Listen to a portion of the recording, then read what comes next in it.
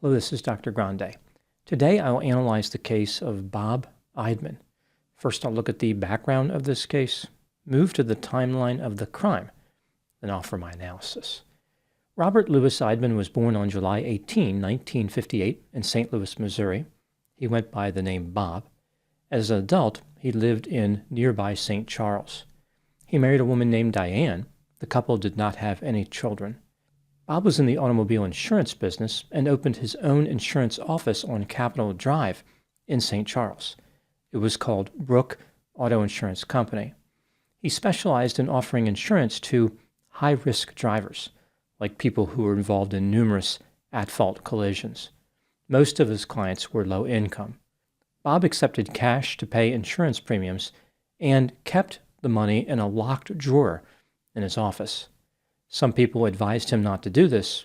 However, evidently, he thought it would be fine. The insurance business was challenging for Bob. By 2007, he was in a bad position financially.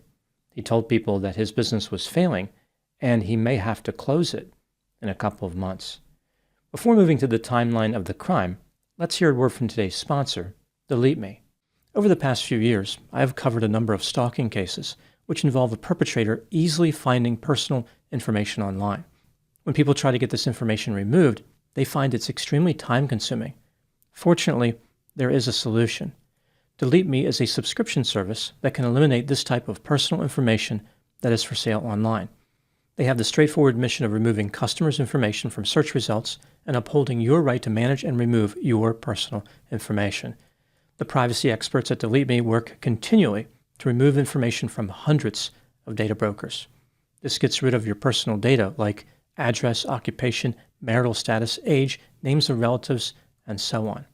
How does it work? Submit your information to Delete Me and their experts remove it. After that, they check every 3 months to make sure any new data are removed as well. If you want to get your personal information removed from search results on the web, go to joindeleteme.com/Dr. Grande.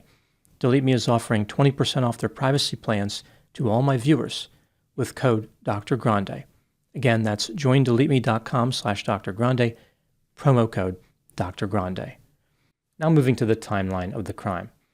On June 8, 2007, at about 12:37 p.m., a mail carrier stopped by Bob's office and discovered his body on the floor.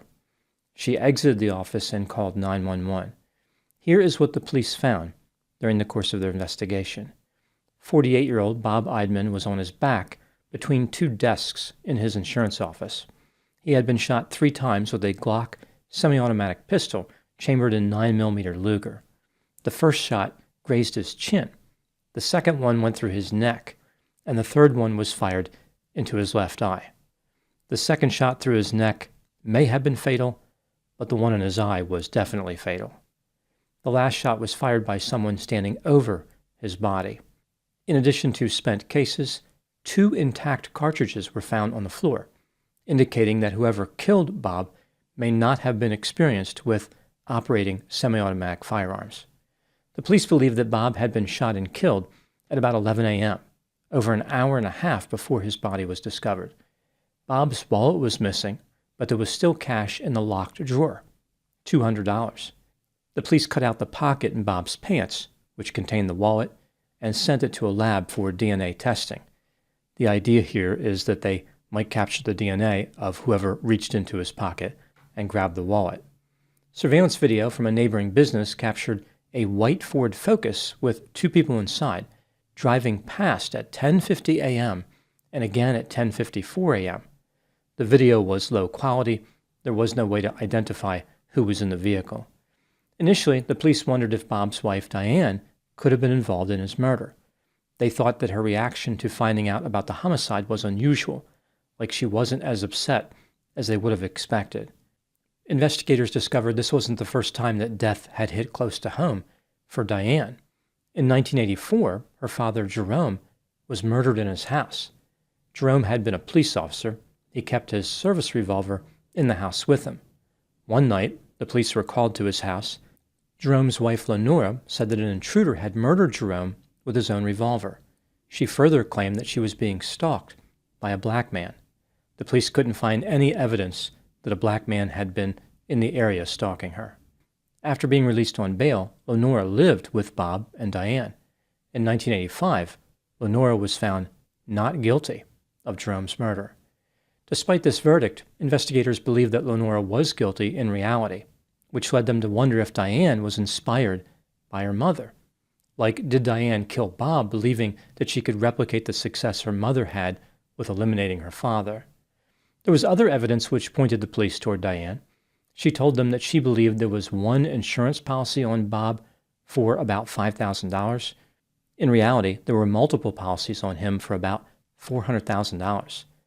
As if all this wasn't suspicious enough, the police discovered that Bob had a secret life, which could have angered Diane. Bob was extremely active on websites featuring homosexual activity. He was interested in massages and in establishing sexual contact with men. Investigators noticed that he was communicating with a man named Drew from Independence, Missouri, which is 220 miles west of St. Charles. They contacted Drew and found out that the two men were having an affair. Drew explained how he and Bob would meet halfway between the cities of St. Charles and Independence and have intimate contact in hotel rooms. The men had dreams of building a life together, at least according to Drew. The police wondered if Drew could have been the killer, but he had an airtight alibi. He was eliminated as a potential suspect. Drew said something during an interview which focused more attention on Bob's wife, Diane. Not long before Bob was murdered, Diane had read an email between Drew and Bob. She found out about the affair, which led to an argument with her husband. When the police spoke to Diane about this, she indicated that the argument really wasn't that severe. She was mostly hurt because Bob had shared intimate feelings with Drew instead of with her. Bob explained to Diane that he wasn't really having an affair, rather, he just had fantasies. This relationship simply represented stress relief. It appeared as though Diane really didn't understand that Bob was gay. She demanded that he end the relationship with Drew, but didn't seem worried about the situation beyond that. After Bob promised Diane that he would not see Drew anymore, he resumed the relationship. Presumably, Diane did not know about this part. Diane had an alibi, but the police wondered if she may have hired someone to kill Bob due to the discovery of this affair. I mentioned earlier that the police had sent Bob's back pants pocket for DNA testing. In March of 2010, the results came back. In addition to Bob's DNA, his pocket contained DNA from a man named Paul White. Paul had been one of Bob's insurance customers. He had previous negative interactions with law enforcement. Paul had spent 15 years in prison for robbery and was currently in prison for forgery. The police interviewed him in September 2010, but he denied any involvement in Bob's murder. They explained to Paul how his DNA was found on Bob's clothing, but Paul said that was impossible. Investigators discovered that a ticket for an expired registration had been issued to a man named Cleo Hines, who was a friend of Paul White. Cleo was living with Paul at the time of Bob's murder. The vehicle that Cleo was driving when he received the ticket was a Ford Focus, just like the one captured by the video camera near Bob's office. The police interviewed Cleo. Here's what he told them. On the day that Bob was killed, Paul approached him with a gun and said they were going to conduct a robbery. Cleo did not have a choice. He was forced to go along with Paul's plan. He dropped Paul off at Bob's insurance office. 5 minutes later, Paul came out. Presumably, Paul had conducted a robbery and murdered Bob in that 5 minutes. With this confession, the police interviewed Paul again. Eventually, he confessed. Here is what Paul told the police. On the morning of the murder, Paul lost money at a casino and wanted to get more. He and Cleo planned to rob people at a Walmart, but they were scared of all the cameras. Paul suggested that they rob Bob instead. He had visited Bob's office over 2 months earlier to make a cash payment and knew there would be money there. The two men entered Bob's office wearing bandanas to disguise their identities.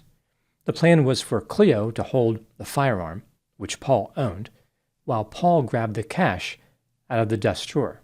During the robbery, Cleo fired a shot that grazed Bob's chin. Bob denied having any more money, and Cleo shot him again, causing Bob to fall on the floor. After Paul asked Cleo if Bob was dead, Cleo shot him for a third time. The men took Bob's wallet, which contained $300, they quickly lost this money at a casino. Both Paul and Cleo were arrested and charged with first-degree murder and first-degree robbery. On August 2, 2012, Paul White was convicted on both charges. In September, he was sentenced to 2 terms of life in prison to be served consecutively. Paul has no opportunity to be released on parole.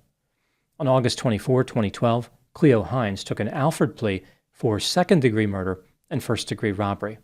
An Alford plea is a plea where a defendant accepts the consequences of a guilty plea while maintaining their innocence. Essentially, they are saying that the state has enough evidence to convict them, but they are still not admitting guilt. In October 2012, Cleo was sentenced to 2 concurrent terms of life in prison with the possibility of parole. His first chance at release will be in 2054. Now moving to my analysis. Here are my thoughts on a few areas that stood out to me in this case. Item number 1. There is no question that both Paul and Cleo were guilty of murder. It seems clear they engaged in a conspiracy to rob and murder Bob Eidman.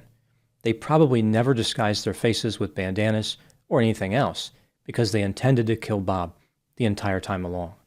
I think they were motivated by their desire to get back to the casino. The men wanted more money to gamble, and they were willing to do anything to get it. Unfortunately, Bob's habit of keeping cash in a drawer at his office was all that was necessary to attract the attention of homicidal and greedy offenders. He did not appreciate how desperate people could be to get a small amount of money.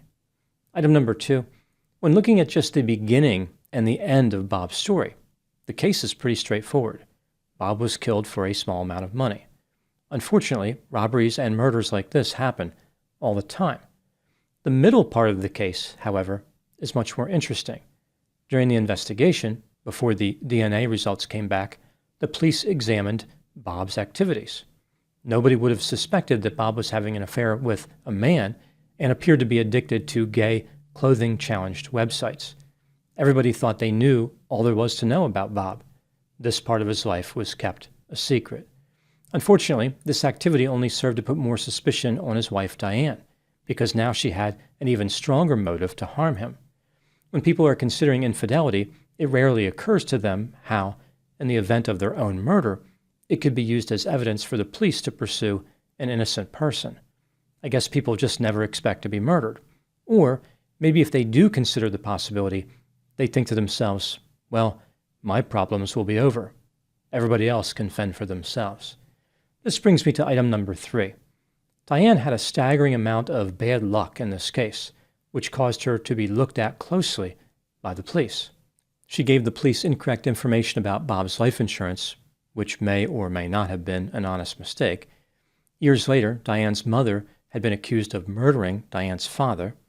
Her husband Bob was having a secret affair with a man at the time of his murder. Diane had just found out about the affair. Bob continued the affair despite being caught. And the police thought that Diane didn't have the correct emotional response to Bob's death. Diane was extremely fortunate that she had an alibi and that the police did not jump the gun. Investigators kept an open mind about who could have killed Bob. Ultimately, the DNA pointed to the real killers. Diane had nothing to do with her husband's murder. She was a victim in this case as well. Now moving to my final thoughts. I think one lesson that can be learned from this case is this. Many times when a secret life is discovered, the life involves sex in one form or another. It is a behavior that drives some people to take incredible risks, including bad financial decisions. For example, in this case, even though Bob was running a failing business, he was motivated enough by sex to drive hours across Missouri and rent hotel rooms to be with his lover. In the end, his secret life was not actually tied to his homicide. It was just there. It happened to occur at the same time, but the two events were completely independent. I guess the second lesson that could be learned in this case would be that, in the event of a murder, just about every secret is subject to being uncovered. Those are my thoughts on the case of Bob Eidman. Thank you so much for watching. I'll talk to you soon.